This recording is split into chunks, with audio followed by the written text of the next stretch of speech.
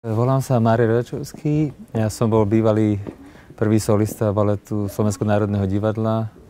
Ako jeden z prvých v podstate východoeurópan u pána Kiliana Netherlands Dance Theatre. Tam som tancoval asi 7 rokov.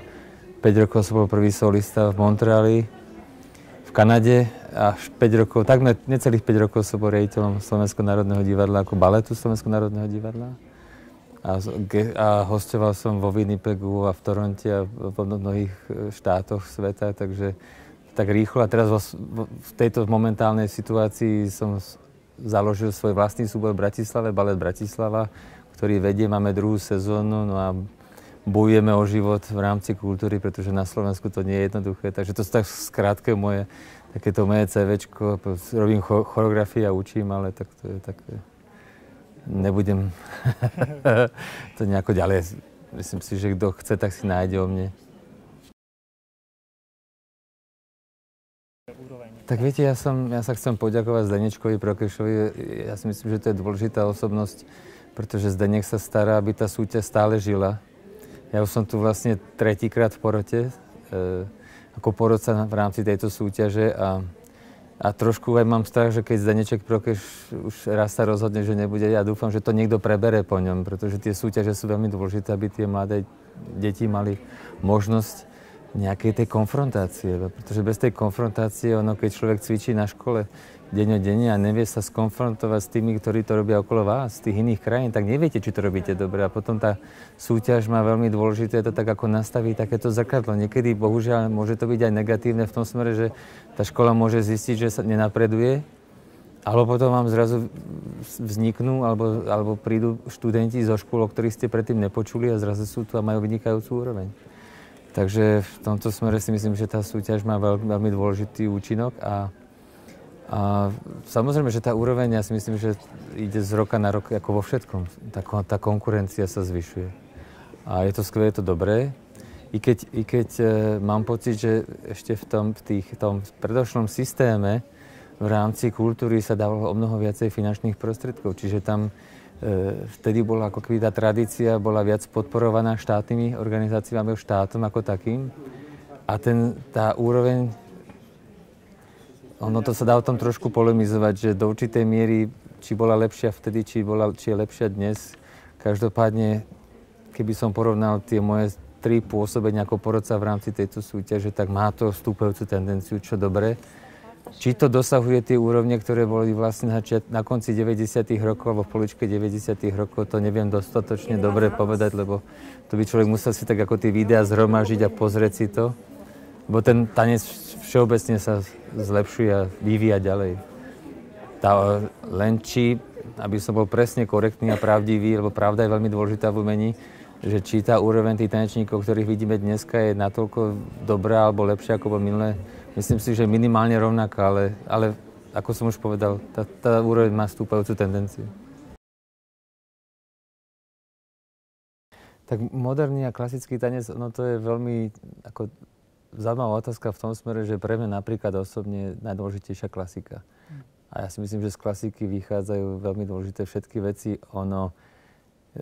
Aj zo skúseností za 22 rokov profesionálnej tanečnej kariéry vždycky som videl aj tých kolegov, ktorí mali klasický background, že už mali výchovu klasickú, takú tú bázu, tak o mnoho viacej dokázali potom prejsť aj na moderné veci, modernejšie smery, kdežto nemyslím si, že pokiaľ človek nemá absorbovaný určitú tú techniku, nejaký ten craft, tak nemôže sa z moderného tanečníka stať klasický umelec.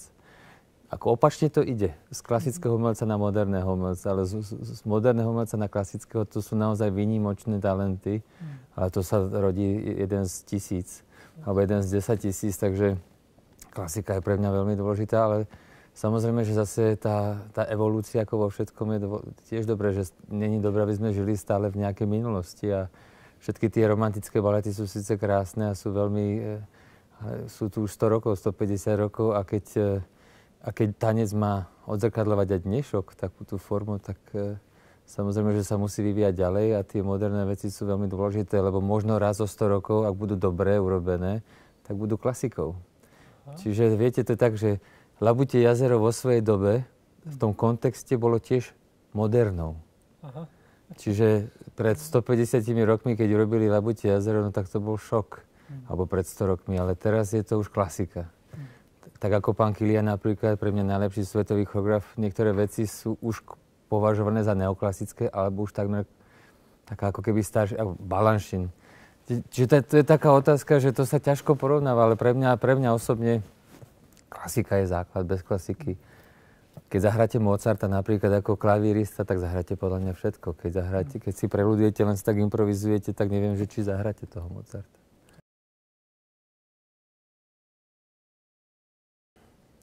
Ja si myslím, že to musia milovať. Bohužiaľ, a to si myslím naozaj za tým názorom si stojím, trošku budem možno kriticky, veľakrát sa na našich školách, hlavne na Slovensku, ale zrejme aj v Čechách, neviem úplne, sa učia tie deti, učia ich vykonávať pohyby. Ale neučia ich tancovať. A mnohokrát tí profesori si ako keby nejakým spôsobom vybíjajú tie svoje nesplnené sny na tých deťoch. A práve opačne, ja si myslím, že najdôležitejšie, aby to dieťa milovalo ten tanec každého svojho bunkou seba samého.